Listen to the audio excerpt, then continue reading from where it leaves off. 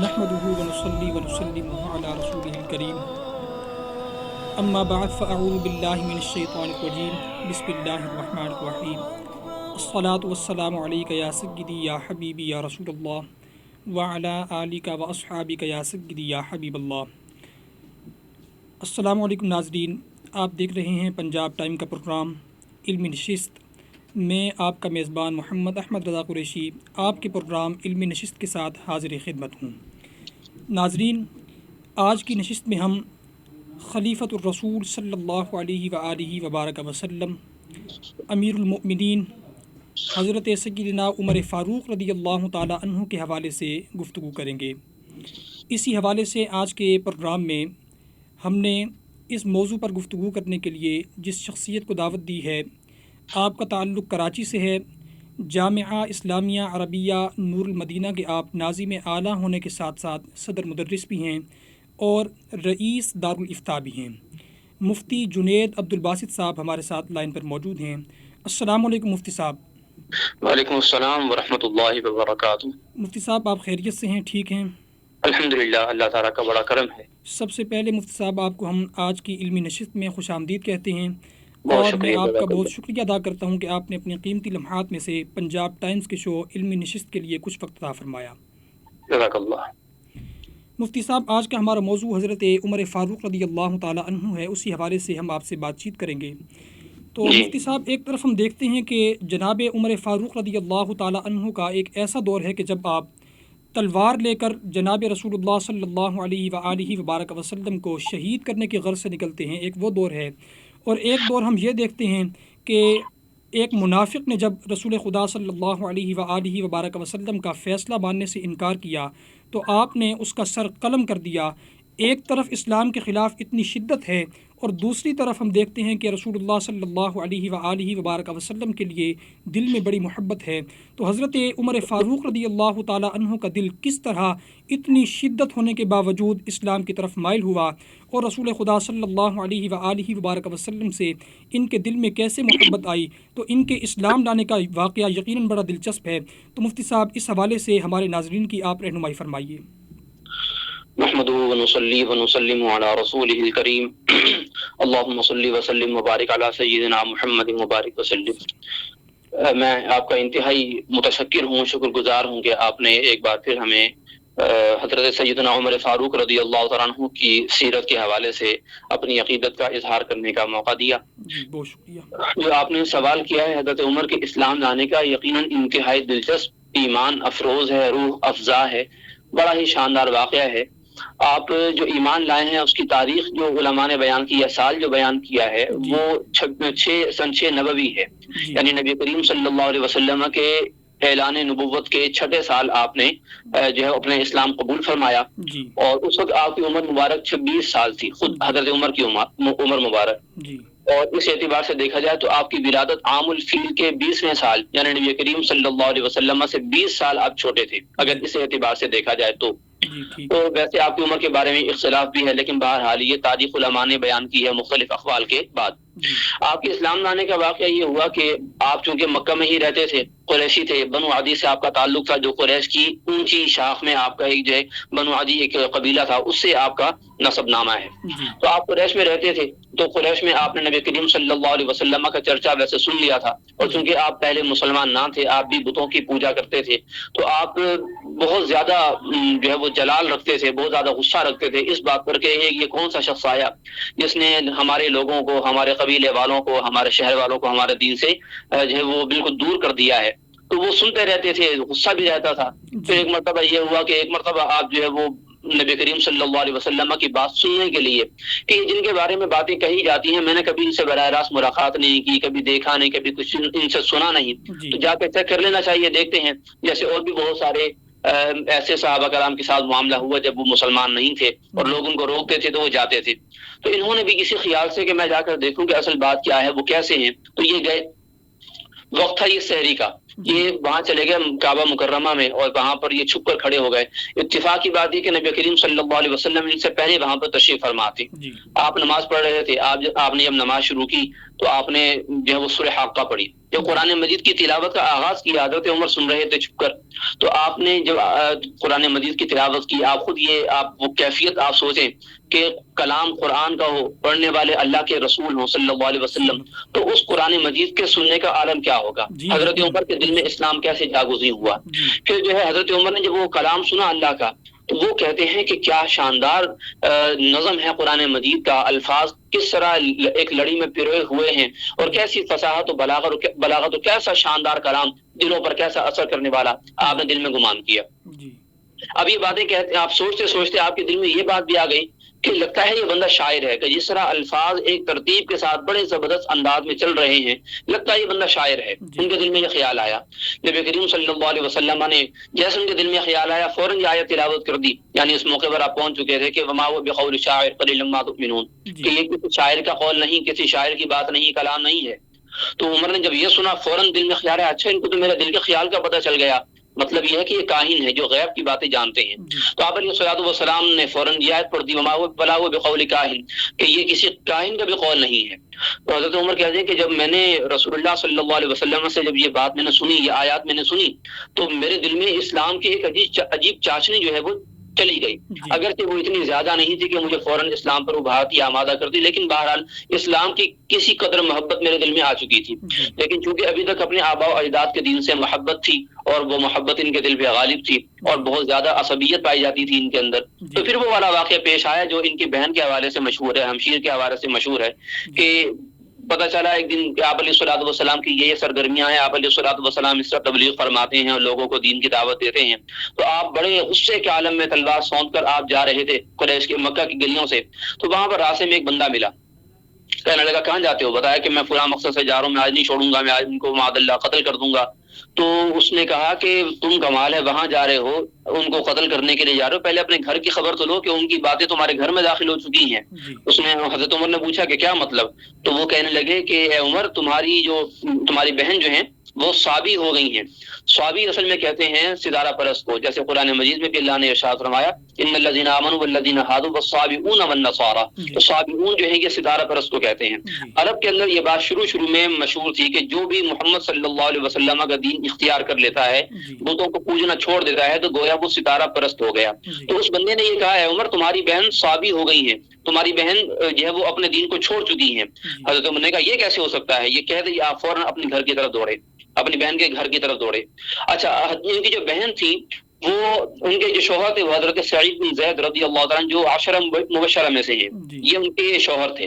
اور آپ علیہ الصلوۃ والسلام نے ابتدائی اسلام میں یہ آپ نے طریقہ اختیار فرمایا تھا مسلمانوں کی حفاظت کا, کہ جب بھی ایک بندہ مسلمان ہوتا تو آپ اس کے ساتھ مزید 2 مسلمان افراد اس کے ساتھ کر دیتے, تاکہ باہمی طاقت کچھ رہے, کچھ قوت رہے, کہ کبھی کہیں کوئی مسئلہ پیش آئے تو یہ دونوں ساتھی مسلمان جو ہیں اس نئے مسلمان بندے کی حفاظت کر سکیں, اس کا دفاع کر سکیں. تو آپ علیہ الصلوۃ والسلام نے اسی طرح ان کے ساتھ بھی 2 بندے کر رکھے تھے. یہ گھر پہنچے, ابھی دروازہ بجایا نہیں تھا کہ کچھ پڑھنے کی آواز آئی, انہوں نے دروازہ پھر کھٹکھڑایا, فوراً آواز آنا بند ہو گئی, اندر سے پھر آواز آئی کہ کون, کہا کہ ابن خطاب کا بیٹا یعنی عمر. دروازہ کھول دیا گیا, دروازہ کھولا تو ایک روایت میں ہے کہ سامنے بہن تھی, اور ایک روایت میں یہ ہے کہ ان کے شوہر حضرت سعید بن زید تھے. بہرحال دونوں صورتوں میں پھر آگے ان کا ریئیکشن یہ ہوا کہ انہوں نے کہا کہ وہ کیا تھی چیز جو تم پڑھ رہے تھے جس کی آواز ابھی آ رہی تھی. بہن نے انکار کر دیا کہ میں نہیں بتاؤں گی. تو ایک روایت میں یہ ہے کہ انہوں نے اپنی بہن کے سر پہ کچھ مارا, اس سے خون نکل آیا, وہ رونے لگ گئی. اور ایک روایت میں یہ ہے کہ حضرت سعید بن زید کو مارا تو ان کے سر سے خون نکلنے لگ گیا, تو ان کی جو بہن تھی یعنی حضرت عمر کی بہن وہ رو پڑی.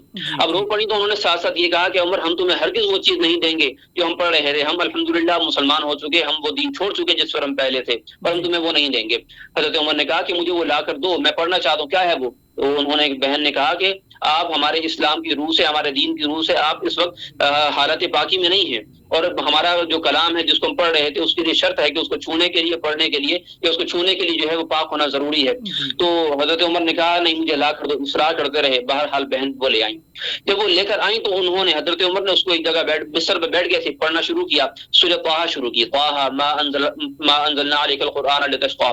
حضرت عمر کہتے ہیں کہ جب میں نے بسم اللہ الرحمن الرحیم پڑھا تو لفظ اللہ, لفظ الرحمن الرحمن لفظ الرحیم، جی کہتے ہیں جب بھی میں اللہ تعالیٰ کا ذاتی نام پڑھتا اور اللہ تعالیٰ کا صفاتی کوئی بھی نام پڑھتا، مجھ پر ایک عجیب سا لرزہ طاری ہو جاتا اور میرے ہاتھ سے وہ صحیفہ چھوٹ جاتا، کیونکہ صفات میں تھا۔ وہ کہتے ہیں میرے ہاتھ سے وہ چیز چھوٹ جاتی، اور پھر میں نے جب آگے تلاوت بڑھائی تو اس وقت بھی میں جب کوئی اللہ تعالیٰ کا نام پڑھتا یا کوئی صفاتی نام پڑھتا تو فوراً مجھ پر لرزہ طاری ہو جاتا، وہ چیز میرے ہاتھ سے چھوٹ جاتی۔ تو کہتے ہیں کہ اسی وقت میرے دل کے اندر اسلام کی محبت ایسی دوبارہ بیدار ہوئی اور ایسی مجھ پر غالب ہوئی کہ میں نے اسی وقت کلمہ شہادت پڑھ لیا، اور جو اس وقت حضرت سعید بن زید کے ساتھ جو افراد مسلمان موجود تھے وہ انتہائی خوش ہوئے اور بڑھ بڑھ کر تکبیریں کہنے لگے اور حضرت عمر کے اسلام لانے کی خوشی کا اظہار کرنے لگے، یہاں تک کہ پھر حضرت عمر نے کہا کہ مجھے لے چلو جہاں پر تمہارے نبی صلی اللہ علیہ وسلم موجود ہیں، وہاں پر لے کر گئے۔ اب وہاں پر کے وہ جگہ صفا جو پہاڑی ہے، صفا مروہ جہاں پر سعی کی جاتی ہے، اس پہاڑی کے دامن میں وہ گھر موجود تھا جس کو دار ابی ارقم کہا جاتا ہے، جو آپ علیہ الصلوۃ والسلام کا پہلا قائم کردہ مدرسہ تھا۔ وہاں پر گئے، دروازہ جب کھٹکھڑایا اندر سے آواز کون، کہا کہ ابن خطاب۔ جب ابن خطاب کی آواز سنی تو صحابہ کرام حیران ہوئے کہ کمال ہے، آج یہ کیا کرنے آئے ہیں؟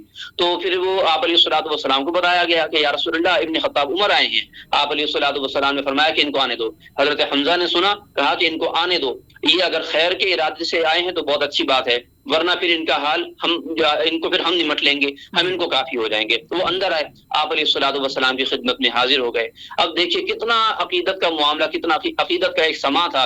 حضرت عمر جو پہلے ایسے جلال کے عالم میں، ایسے غصے کے عالم میں کہ تلوار سونتی ہوئی ہے کہ معاذ اللہ میں محمد بن عبداللہ کو نہیں چھوڑوں گا صلی اللہ علیہ وسلم رضی اللہ تعالیٰ عنہ، جہاں یہ حال ہے کہ بالکل جیسے کہتے ہیں نا کہ انسان پر کوئی ایسی کیفیت طاری ہو جائے جس سے وہ مجذوبیت کی کیفیت میں چلا جائے، اور اس کو پھر کوئی بھی آس پاس کی ایسی خبر نہ ہو کہ جو اس کو اس کی مجذوبیت کی کیفیت سے ہٹا دے۔ حضرت عمر بالکل اس خیال کے اندر محب بیٹھے ہوئے ہیں۔ آپ علیہ الصلوۃ والسلام نے دیکھا تو آپ علیہ الصلوۃ والسلام نے ان کو قمیص سے پکڑ کے اپنے قریب کیا، اپنی طرف کھینچا اور کہا کہ عمر اب تو اسلام لے آؤ، اب اسلام لے آؤ۔ حضرت عمر نے آپ علیہ الصلوۃ والسلام کا فرمان سنا اور فوراً کہا اشہد ان لا الہ الا اللہ واشہد ان محمدا عبدہ ورسولہ، یہ کہہ کر اسلام قبول کر لیا۔ یہ سننا تھا کہ صحابہ کرام کے اندر خوشی کی ایسی لہر دوڑی، اتنی زوردار تکبیر کہی کہ وہ خود حضرت عمر کہتے ہیں کہ مکہ مکرمہ کی جو گلیاں تھیں وہ ان صحابہ کرام کی تکبیروں کی آواز سے گونج اٹھی۔ یہ ایسا آپ کا شاندار واقعہ ہوا۔ پھر بعد میں آپ کو کسی نے بتایا کہ عمر، بلکہ بعض روایت میں یہ ہے کہ جب آپ نے اپنی بہن کے گھر ہی جب کلمہ شہادت پڑھ لیا تھا اس وقت ایک صحابی نے یہ کہا اے عمر مبارک ہو، آپ کی اسلام لانے کی دعا اللہ تعالیٰ نے کی تھی۔ دو روایات ہیں، ایک روایت یہ ہے کہ آپ علیہ الصلوۃ والسلام نے ابو جہل جس کا اصل نام تھا عمر بن ہشام اور ایک حضرت عمر، ان دو کے بارے میں اکٹھا ایک ہی دعا میں آپ علیہ الصلوۃ والسلام نے اللہ سے عرض کیا تھا کہ یا اللہ عمر بن ہشام ابو جہل یا عمر بن خطاب ان میں سے کسی ایک کو اسلام کی ہدایت عطا فرما، اور ایک روایت میں صرف حضرت عمر کا نام ہے کہ یا اللہ عمر بن خطاب کو اسلام کی ہدایت عطا فرما۔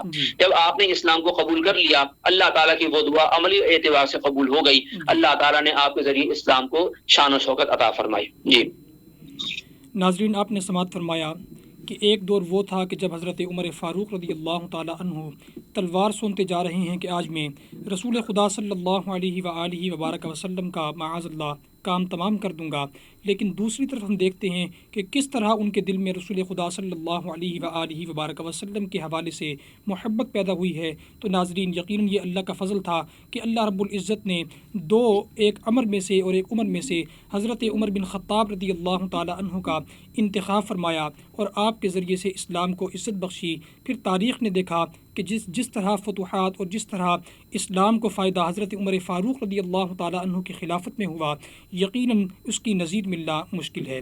بہت شکریہ مفتی صاحب، آپ نے نہایت ہی احسن انداز سے حضرت عمر فاروق رضی اللہ تعالیٰ عنہ کے پرکیف اس ایمان لانے کے واقعے کو آپ نے بہت ہی خوبصورت انداز میں بیان فرمایا۔ مفتی صاحب، حضرت عمر فاروق رضی اللہ تعالیٰ عنہ کے حوالے سے ہمیں ایک روایت ملتی ہے کہ آپ کا اپنا فرمان موجود ہے کہ ایک وقت تھا کہ جب میرے والد گرامی نے مجھے کہا کہ ان 5 اونٹوں کو قطار میں لگاؤ یعنی ترتیب دو، تو عمر فاروق رضی اللہ تعالیٰ عنہ فرماتے ہیں کہ مجھ پر ایک ایسا دور تھا کہ میں ان 5 اونٹوں کو بھی قطار میں نہیں لگا سکا، یعنی ایک اونٹ کو سیدھا کرتا تو دوسرا اپنی جگہ سے ہٹ جاتا، دوسرے کو سیدھا کرتا پہلا ہٹ جاتا، یعنی عمر 5 اونٹوں کو بھی ایک ساتھ ترتیب نہیں دے سکا۔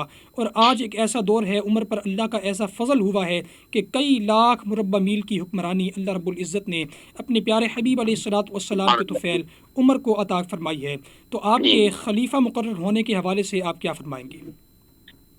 حضرت عمر رضی اللہ تعالیٰ عنہ کی جو شان ہے خلافت کے حوالے سے وہ یہ ہے کہ جب حضرت ابوبکر کا وصال ہوا تو انہوں نے حضرت عمر کو باقاعدہ خلیفہ منتخب کر دیا، اور آپ کے فضائل میں یہ بات موجود ہے کہ ایک حضرت ابوبکر اور دوسرے حضرت عمر، یہی وہ دو اصحاب کرام ہیں کہ جن کو باقاعدہ اتفاق رائے سے خلیفہ نامزد کیا گیا، منتخب کیا گیا۔ ان کے بعد جن جن کو خلیفہ منتخب کیا گیا ہے، خلیفہ منتخب کرنے کے لیے ان کو تھوڑی سی محنت کرنی پڑی ہے، ان کو جو ہے باقاعدہ لوگوں سے مشاورت کرنی پڑی ہے، باقاعدہ کمیٹی ہوئی ہے۔ تو یہ آپ کے فضائل میں سے ایک بات ہے۔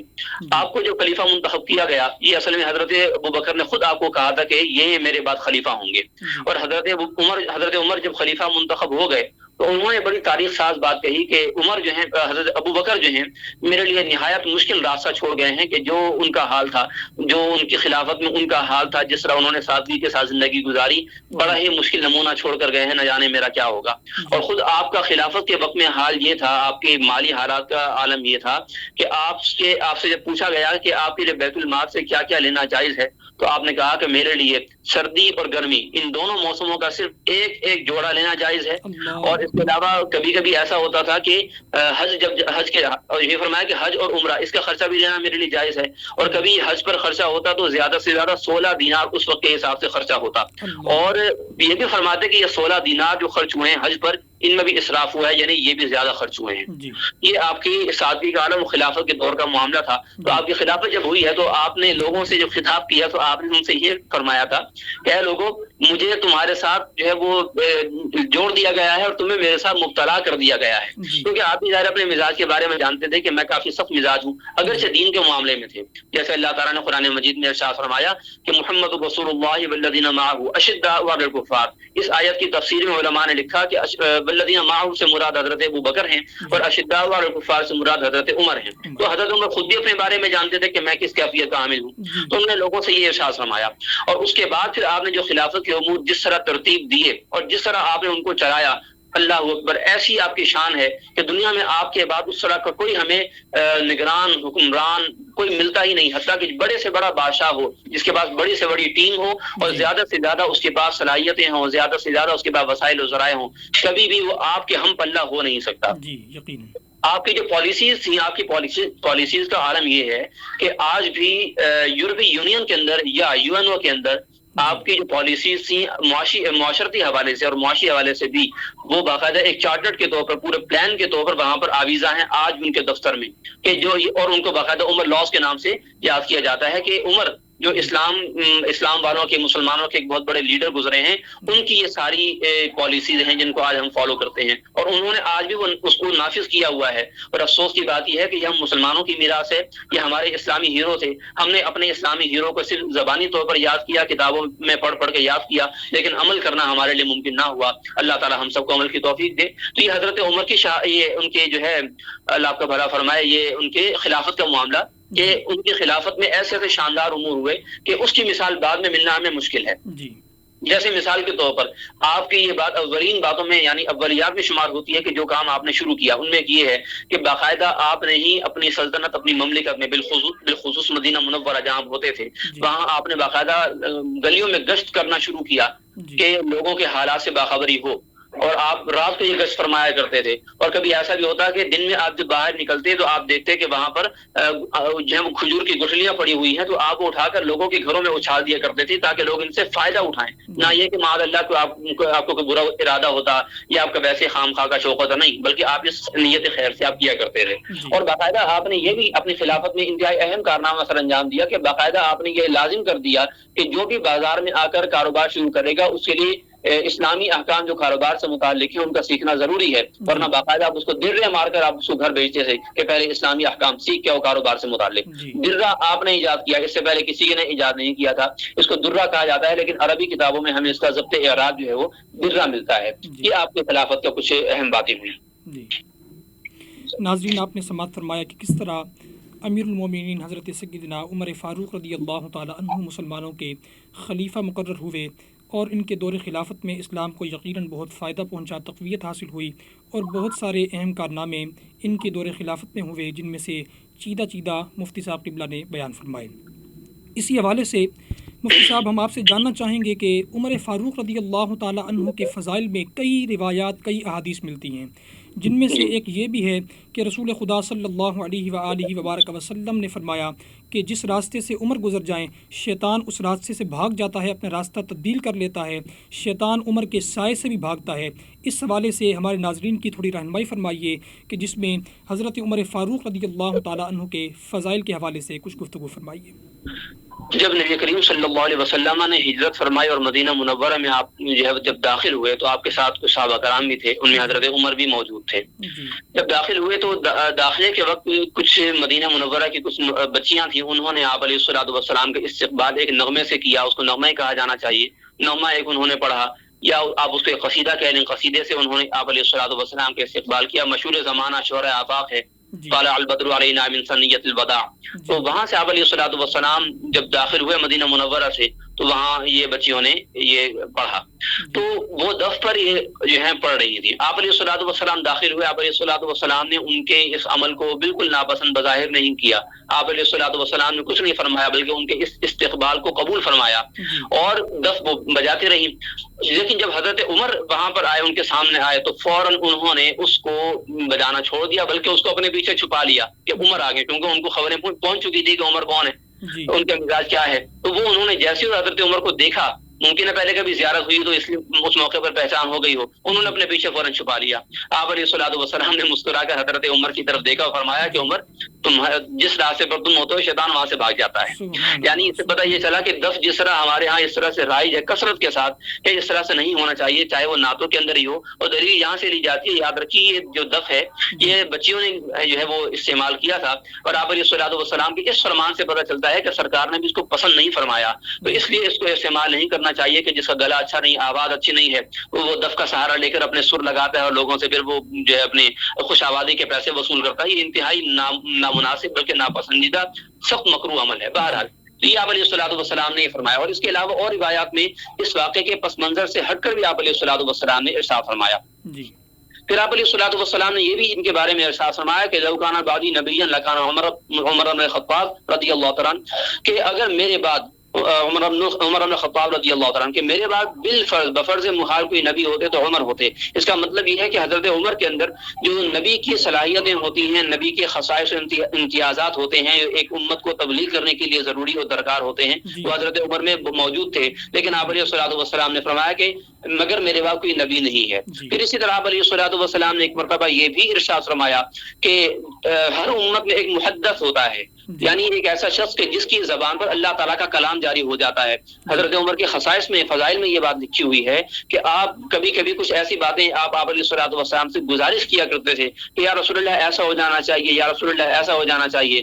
اللہ تعالیٰ آپ کی اس رائے کے موافق کلام نازل فرما دیا کرتا تھا، شرعی حکم نازل ہو جایا کرتا تھا۔ ان میں سے ایک بڑا ہی مشہور جو حکم ہے وہ پردے سے متعلق ہے، خاص طور پر ازواج مطہرات کے متعلق، اور ایک حکم ہے مقام ابراہیم پر نفل نماز پڑھنے کے استحباب کے متعلق۔ ایک تو یہ ہے، اور جب آپ مسلمان ہوئے تو اللہ تعالیٰ نے آپ کو یہ آیت نازل فرمائی جو روایات میں ہے کہ یا ایھا النبی حسبک اللہ ومن اتبعک من المؤمنین، سورہ انفال میں ہے 10ویں سپارے کے اندر، کہ اے نبی صلی اللہ علیہ وسلم آپ کو اللہ کافی اور جو آپ کے ساتھ مومنین ہیں آپ کو بس وہی کافی ہیں۔ تو علماء فرماتے ہیں کہ یہ آیت اسی موقع پر جو ہے نازل ہوئی تھی جب حضرت عمر اسلام لائے تھے اور مسلمانوں کا 40 کا عدد پورا ہو گیا تھا، جو بعض روایات میں ہمیں عدد ملتا ہے۔ تو اس کے علاوہ آپ کے نہ جانے کتنے ایسے فضائل ہیں۔ امیر المؤمنین کا لقب آپ نے اختیار کیا، اور اس کا سبب یہ بنا کہ ایک مرتبہ حضرت عمر نے عراق کے گورنر کو یہ لکھا کہ میرے پاس 2 ایسے ہوشیار افراد بھیج دو جن سے میں جو ہے وہاں کے حالات کی خبر لے سکوں۔ انہوں نے 2 افراد کو بھیجا، تو وہ جب مدینہ منورہ پہنچے، مسجد نبوی میں حضرت عمر بن عاص سے ملاقات ہوئی، انہوں نے کہا کہ ہمیں امیر المؤمنین سے ملنا ہے۔ حضرت عمر بن عاص نے کہا کہ کتنا شاندار تم نے لقب ان کو دیا۔ آپ نے حضرت عمر کو بتایا، حضرت عمر کے پاس گیا، ان کو امیر المؤمنین کہہ کر مخاطب کیا۔ حضرت عمر نے کہا کہ یہ اتنا اچھا لقب آپ کو کہاں سے پتہ چلا؟ تو انہوں نے کہا کہ دیکھیے امیر المؤمنین، ہم مسلمان مومن ہیں اور آپ ہمارے امیر، تو امیر المؤمنین آپ کا لقب ہونا چاہیے۔ آپ نے اس کو قبول فرمایا، پسند فرمایا، اور پھر باقاعدہ بعد میں لوگوں سے خطبہ فرما کر آپ نے ان کو فرمایا کہ تم مسلمان ہو، میں تمہارا امیر ہوں، تو مجھے امیر المؤمنین کہا کرو، ورنہ اس سے پہلے آپ علیہ الصلوۃ والسلام کا خلیفہ آپ کو کہا جاتا تھا، خلیفۃ الرسول صلی اللہ علیہ وسلم۔ یہ آپ کی انتہائی مختصر کر کے میں نے آپ کے سامنے فضائل حضرت عمر کے عرض کیے ہیں۔ اللہ تعالیٰ ان کو قبول فرمائے، کیونکہ وقت آپ کا بہت محدود ہے، اس لیے میں مزید آگے بیان نہیں کر سکتا۔ تو مفتی صاحب جب بھی حضرت عمر فاروق رضی اللہ تعالیٰ عنہ کے سامنے اہل بیت کرام کا ذکر آتا تو یہ بڑی ایک خوبصورت والہانہ محبت کے انداز میں آپ نظر آتے. تو اس حوالے سے بھی ہمارے ناظرین کی رہنمائی فرمائیے کہ اہل بیت کرام سے آپ کس قدر محبت فرمایا کرتے تھے. میں حضرت عمر کی اہل بیت کرام سے محبت کو مختصراً یوں بیان کروں گا جی کہ ایک مرتبہ آپ ممبر پر تشریف فرما تھے. جی سامنے صحابہ کرام مجمع عام موجود تھا. حضرت علی رضی اللہ عنہ تشریف فرماتے اور ان کے شہزادے امام حسین شہید کربلا رضی اللہ عنہ اس وقت وہ بھی موجود تھے. جی تو حضرت عمر جب ممبر پر موجود تھے تو امام حسین اس وقت کھڑے ہوئے اور کہا کہ آپ ہمارے نانا کے ممبر پر کیوں کھڑے ہوئے ہیں, آپ نیچے اتریں, ہمارے نانا کا ممبر ہے یہ. جی تو آپ نے یہ بات کہی تو حضرت عمر نے اس موقع پر کوئی آپ نے جلال کا غضب کا اظہار نہیں فرمایا. جی رسول اللہ کے نواسے سامنے موجود تھے, لخت جگر تھے. تو حضرت عمر نے کہا کہ آپ کی بات بالکل درست ہے کہ یہ آپ کے نانا جان کا ممبر ہے, رسول اللہ صلی اللہ علیہ وسلم کا ممبر ہے, لیکن آپ مجھے یہ ذرا بتائیے گا کہ آپ کو یہ بات کس نے بتائی ہے. اچھا, اب اتفاق یہ ہوا کہ حضرت علی بھی موجود تھے. حضرت علی جو ہے وہ حضرت عمر کے معاملے کو ان کی شخصیت کو جانتے تھے. تو ان کو ڈر ہوا کہ کہیں یہ نہ ہو کہ ان کو زیادہ وہ ڈانٹ دیں یا کوئی سختی فرمائیں, اور ممکن ہے کہ وہ مجھے ہی کوئی ڈانٹ دیں. حضرت علی جانتے تھے حضرت عمر کے مزاج کو, کہا کہ کہیں مجھے نہ ڈانٹ دیں. فوراً کھڑے ہوئے, وہ کہا کہ عمر میں نے اس کو واللہ یہ میں نے اس کی بات نہیں سکھائی. فوراً جو ہے ان کو خیال آیا, کھڑے ہو کر انہوں نے کہہ دیا. حضرت عمر نے اس کے جواب میں یہ کہا, حضرت علی کی بات کے جواب میں کہا کہ علی آپ نہ ڈریں, بلکہ پھر حضرت علی نے اپنے شہزادے کو ڈانٹا کہ تمہیں یہ بات کس نے سکھائی اور کیوں تم ان سے اس طرح سے بات کر رہے ہو. حضرت عمر نے ان سے گزارش کرتے ہوئے کہا کہ علی آپ ہمارے بھتیجوں کو نہ ڈانٹیں, ان کی بات بالکل درست ہے کہ یہ ممبر انہی کے نانا ہی کو تو ہے. یہ بات انہوں نے ان سے کہی, اپنی محبت کا اظہار کیا. پھر اس سے محبت کا اظہار آپ نے اپنی اولاد میں بھی کیا ہے اور اپنے آپ نے ایک شادی میں بھی کیا ہے. یعنی آپ کی اولاد میں آپ کے ایک بچے کا نام باقاعدہ جو ہے وہ اہل بیت کرام کے ناموں میں آتا ہے. آپ کی زوجہ محترمہ کا نام جو ہے وہ ام کلثوم ہے, اور وہ ام کلثوم کون ہے؟ جو حضرت علی کی شہزادی ہیں. حضرت سیدہ خاتون جنت رضی اللہ عنہا کی اولاد کا نام بھی ان سے آتا ہے کہ یہ ام کلثوم ان کی اولاد ہیں. اسی طرح آپ کی جو اولاد ہے حضرت عمر کی, ان میں ایک فاطمہ نام کی اولاد بھی موجود ہے. اور اسی طرح آپ کی اولاد میں بعض لوگوں نے علی کا نام بھی بیان کیا کہ علی بھی آپ کی اولاد میں نام موجود ہے, لیکن ایک روایت میں ہے. اسی طرح حضرت علی نے اپنی اولاد میں ایک کا نام عمر رکھا ہوا تھا. آپ دیکھیے کہ یہ اس طرح جو نام آ رہے ہیں اہل بیت اطہار کے نام کے, جو خود حضرت علی نے اپنی اولاد کے رکھے ہیں. تو اس سے ان لوگوں کو بھی سوچنا چاہیے کہ جو کہتے ہیں کہ جی معاذ اللہ حضرت عمر اور ان کے اہل بیت کی آپس میں دشمنی تھی یا حضرت علی کی کوئی دشمنی تھی, ایسا قطعاً نہیں تھا. حضرت علی نے حضرت عمر کے ہاتھ پر فوراً بیعت بھی کر لی تھی بغیر کسی تردد کے. ٹھیک ہے, ان کو اپنے تئیں خیال ضرور تھا, لیکن وہ انہوں نے اس کو کبھی غلبہ نہیں دیا, کبھی اس کو ظاہر اس طرح سے نہیں کیا کہ لوگ سوچے کہ معاذ اللہ حضرت علی خلافت کے پہلے حقدار تھے. تو اسی طرح انہوں نے حضرت علی نے پہلے بیعت کے لیے ہاتھ بڑھایا اور باقاعدہ اپنی اولاد میں بعد ایک کا نام ان کے نام پر رکھا, حضرت عمر کے نام پر. اس سے پتہ چلتا ہے کہ ان کے درمیان محبت کا عالم کیا تھا. پھر ایک اور موقع پر یہ ہوا, حضرت ابوبکر, حضرت عمر اور حضرت علی, یہ تینوں حضرات ایک مرتبہ راستے میں جا رہے تھے. یہ آپ کی خوش مزاجیوں میں یہ بات مشہور ہے. تو حضرت علی رضی اللہ عنہ کا جو قد تھا وہ ان دونوں ساتھیوں کے مقابلے میں قدر کم تھا. تو حضرت عمر نے جو ہے وہ جا رہے تھے راستے میں, تو ایسی جیسی خوشگپیاں ہوتی ہیں دوستوں کے درمیان, مزاح کی باتیں ہوتی ہیں. تو انہوں نے حضرت عمر نے کہا کہ اے علی آپ ہمارے درمیان بالکل ایسے ہی ہیں جیسے لفظ لنا ہوتا ہے, لام نون الف لنا, تو ان میں لکھنے میں نون ذرا نیچے ہوتا ہے. تو حضرت علی نے اس موقع پر کیسا برجستہ اور شاندار شائستہ جواب دیا. اس کا مطلب ہے کہ عمر اگر ہم درمیان میں نہ ہوں تو پھر آپ دونوں تو نہیں ہوں گے, کیونکہ نام نون الف درمیان سے نون ہٹ گیا تو لا ہو جائے گا, اس کا مطلب پھر آپ دونوں نہیں ہوں گے. تو بہرحال اسی کے پس منظر میں ہمیں وہ بات بھی سمجھ لینی چاہیے کہ ایک موقع پہ حضرت عمر نے حضرت علی کے بارے میں یہ فرمایا تھا کہ لولا علی لہلک عمر, کہ اگر عمر یہاں پر علی نہ ہوتے آج میرے پاس موجود, وہ فیصلے کے وقت مسئلہ ہوا تھا تو اس میں ان کی مدد میری تھی, تو ضرور عمر آج ہلاک ہو جاتا کہ خدا نہ خاصا غلط فیصلہ کر بیٹھتا, اللہ کے ہاں پھر اس کی ناراضی ہوتی. یہ آپ کی کچھ بعض فضائل ہیں, اللہ تعالیٰ ان کو قبول فرمائے, اور اہل بیت کے ساتھ محبت کا اظہار آپ کے سامنے عرض کیا.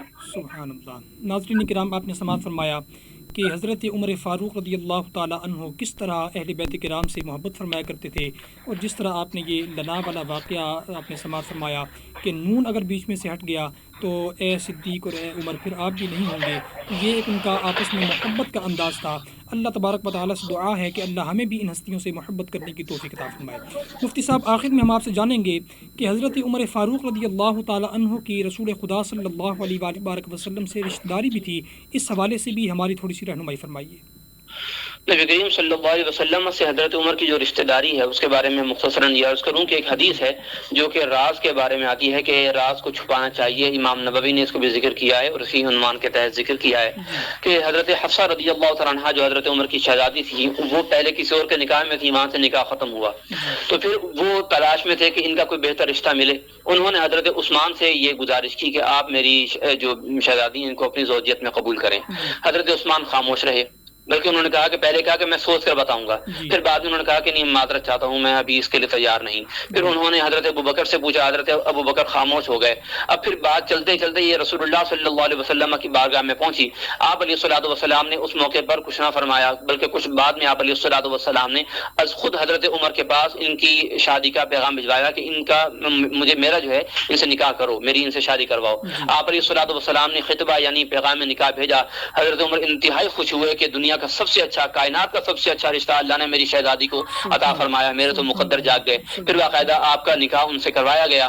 اور پھر حضرت ابوبکر نے بعد میں اپنی خاموشی کی وضاحت حضرت عمر کو دی کہ عمر یہ میری خاموشی کا برا مت منانا, اصل میں بات یہ تھی کہ رسول اللہ صلی اللہ علیہ وسلم کسی موقع پر اشارتاً ہم سے اس بات کا تذکرہ کر چکے تھے, تو میں نے اس بات کو برا جانا کہ جو بات رسول اللہ صلی اللہ علیہ وسلم نے ہمارے درمیان فرمائی ہے اور وہ راز کی صورت میں ہے, میں اس کو افشا کروں, ظاہر کروں.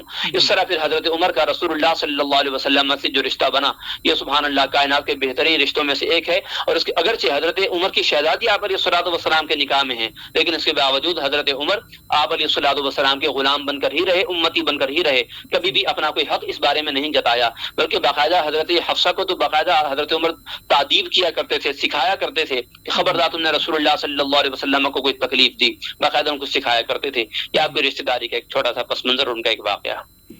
بہت شکریہ مفتی صاحب. ناظرین کرام, آپ نے سماعت فرمایا کہ کس طرح رسول خدا صلی اللہ علیہ وآلہ وبارک وسلم حضرت عمر فاروق رضی اللہ تعالیٰ عنہ سے محبت فرمایا کرتے تھے, اور کس طرح حضرت عمر فاروق رضی اللہ تعالیٰ عنہ رسول خدا صلی اللہ علیہ وآلہ وبارک وسلم کے لیے اپنی جان کو نچھاور کرنے کے لیے ہر لمحہ تیار رہتے تھے.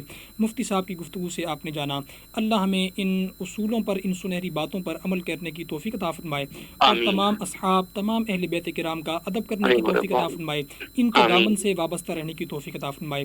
بہت شکریہ مفتی صاحب, آپ نے ہمیں آج کا اپنا قیمتی لمحات میں سے کچھ لمحات ہماری علمی نشست کے لیے عطا فرمائے. تو آخر میں آپ ناظرین کو کیا پیغام دینا چاہیں گے؟ ناظرین کو ہم یہ عرض کرنا چاہیں گے, پیغام دینا چاہیں گے کہ حضرت عمر رضی اللہ تعالیٰ عنہ سمیت جتنے بھی ہمارے اصحاب کرام علیہم رضوان ہیں, اہل بیت اطہار ہیں, ان کی محبت ہمارے لیے لازم ہے. نبی کریم صلی اللہ علیہ وسلم نے ہمیں یہ ارشاد فرمایا ہے کہ جب تک تم میرے بعد ان دو چیزوں کو تھامے رہو تو کبھی تم گمراہ نہیں ہوگے. اور وہ دو چیزیں, ایک روایت میں آپ علیہ الصلوۃ والسلام نے ارشاد فرمایا کہ قرآن ہے اور میری سنت ہے, ایک روایت میں قرآن ہے اور میرے صحابہ ہیں, اور ایک روایت میں قرآن ہے اور میرے اہل بیت ہیں. یعنی آپ علیہ الصلوۃ والسلام نے اہل بیت اطہار اور صحابہ کرام علیہم رضوان ان دونوں کو لازم فرمایا کہ ان کو ہم تھام کر رکھیں. ہمیں ان دونوں کو تھامنا ہے. مسلمان وہ ہے جو ان دونوں کو تھامے, ان دونوں کی محبت اپنے دل میں رکھے اور ان دونوں کے ساتھ عقیدت رکھے. اور خبردار جو مسلمان اپنے ایمان کا چاہاں ہے وہ کبھی بھی ان میں سے کسی ایک کے بارے میں کبھی کوئی بدگمانی نہ رکھے, اور ہمیشہ ان کی سیرت کو اپنے سامنے رکھ کر ان کی سیرت پر عمل کرنے کی کوشش کرے. اور کبھی بھی دل میں کوئی شبہ آئے تو جس طرح اگر ہم اپنے والدین کے متعلق کسی سے کوئی عجیب بات سنیں تو ہم اس کی کوئی نہ کوئی تعویل کرتے ہیں, کوئی نہ کوئی اچھی صورت نکالتے ہیں, سامنے والے کو کہتے ہیں کہ بھی ایسا ہوا ہوگا یا ایسا ہوا ہوگا, تم نے سمجھا نہیں, یہ نہیں. تو اس طرح صحابہ کرام کے بارے میں بھی ہمیں سوچنا چاہیے کہ اگر ہمارے سامنے ان کی کوئی ایسی بات آ جائے جس کو ہم عجیب سمجھتے ہوں تو وہ ہمارا ذہن ہے, ہمیں ان کے اعتبار سے سوچنا ہے کہ وہ ہمارے آباء و اجداد سے بھی کئی گنا زیادہ فضیلت رکھنے والے ہیں. ان کے لیے ہمیں ہمیشہ اچھی سوچ رکھنی چاہیے, ان کی زندگی پر عمل کرتے ہوئے ہمیں اپنی زندگی گزارنی چاہیے جتنا ممکن ہو سکے, اگرچہ اس معیار کو ہم نہیں پہنچ سکتے. اللہ تعالی ہم سب کو ان کی سیرت پر چلنے والا بنائے اور ان کی اتباع میں ہم سب کو جنت میں داخل فرمائے. ناظرین, آپ نے سماعت فرمایا کہ آخر میں قبلہ مفتی جنید عبدالباسط صاحب نے بہت ہی خوبصورت پیغام ہمیں اور آپ کو دیا. اگر ہم اس پیغام پر, اور ہمیں ایک اصول ہمیں انہوں نے بتایا کہ اہل بیت کرام کا دامن بھی تھامنا ہے اور صحابہ کرام رضوان اللہ تعالیٰ علیہ مجمعین کی بھی دل سے تعظیم کرنی ہے, تو اسی صورت میں کامیابی ہے, بصورت دیگر یقیناً ہلاکت ہے.